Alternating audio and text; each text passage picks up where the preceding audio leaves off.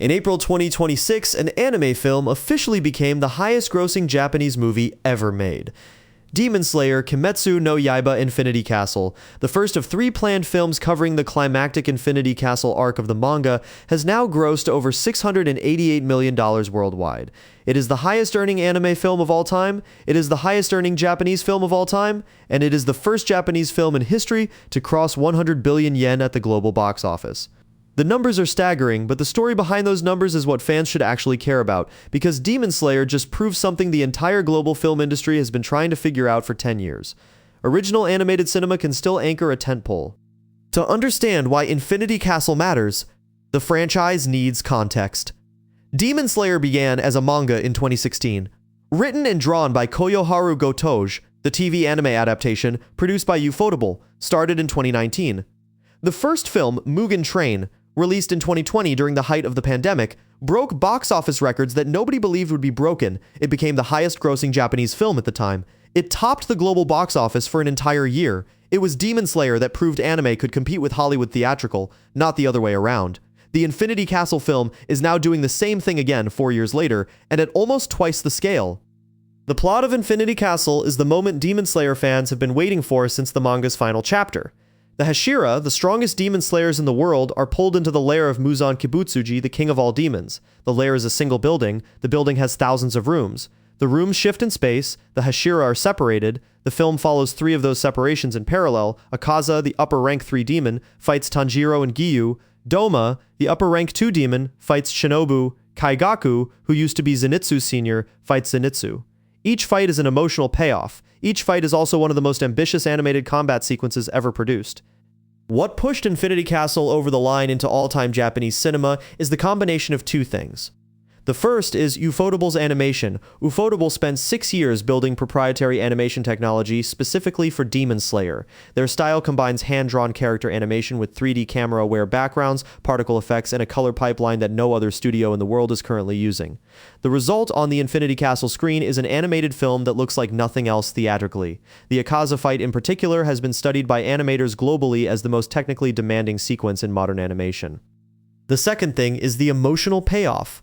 Mugen Train ended with a death that broke the entire fan base. Infinity Castle does that 3 times in one film. Without spoiling specific outcomes, the film commits to consequences in a way most franchise cinema refuses to commit. Major characters die, beloved characters die. The audience leaves the theater understanding that Demon Slayer is no longer a story about heroes winning. It is a story about heroes paying the cost of winning. That tonal shift is what is generating the repeat viewership. People are paying for tickets the second and third time because the film hits them harder on rewatch. The box office numbers reflect this. As of late March 2026, Infinity Castle has sold over 27 million tickets in Japan alone. 40 billion yen earned domestically. The film is now the second Japanese film ever to exceed 40 billion yen, behind only Mugen Train itself. Globally, the film has grossed $688 million. It crossed 100 billion yen at the global box office, a milestone no Japanese film had ever reached before. The film returned to North American theaters in early March 2026 and re-entered the US top 10 box office on its re-release weekend. What this proves, for the broader animation industry, is that the global audience for theatrical anime is still growing. American studios spent the last decade building the assumption that animation belongs on streaming. Pixar suffered. DreamWorks suffered. Sony Animation spent years justifying every theatrical animated film. Demon Slayer just demonstrated in numbers that cannot be argued with that theatrical anime can outperform live-action superhero cinema in a calendar year. 2026 is the first year in over a decade where an animated film leads the global non-franchise box office. The implications for the rest of the Infinity Castle trilogy are also clear. 2 more films are coming. The second film, scheduled for late 2026, will cover the Doma fight resolution, the Hashira reinforcements, and the move toward Muzan himself. The third film, scheduled for 2027, will cover the final battle. Industry projections based on Mugen Train and the current Infinity Castle run place the trilogy total above $2 billion globally. That number, if it lands, would put Demon Slayer in the same financial bracket as the largest live-action franchises in cinema history.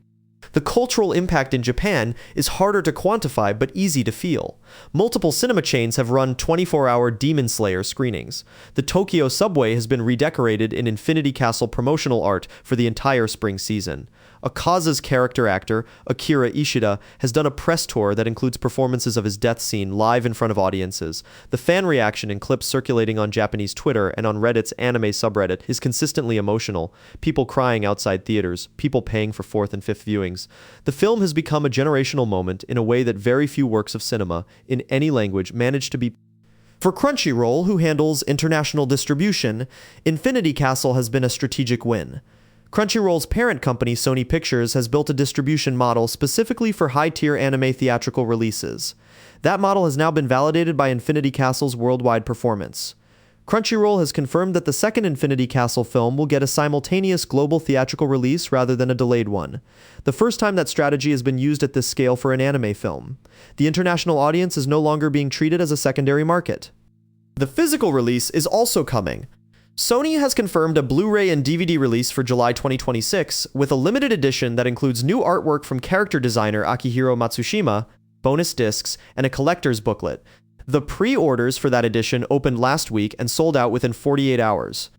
For the audience, the bigger question is what comes next. Tanjiro's story still has the climactic fight with Muzan ahead. Hashira, whose fates are not yet decided, will be decided across the next two films. The franchise that began as a small Shonen Jump manga is now competing for global box office records against Marvel and DC tentpoles, and it is winning. Infinity Castle is the proof that animation told with the right craft and the right stakes can carry a global theatrical year. Demon Slayer is no longer just an anime franchise. After 2 films and 10 billion yen, it is one of the largest cinema brands of the decade. The third film is coming, the numbers are about to get bigger, and the medium that built itself in obscurity has officially walked into the center of global cinema on its own terms.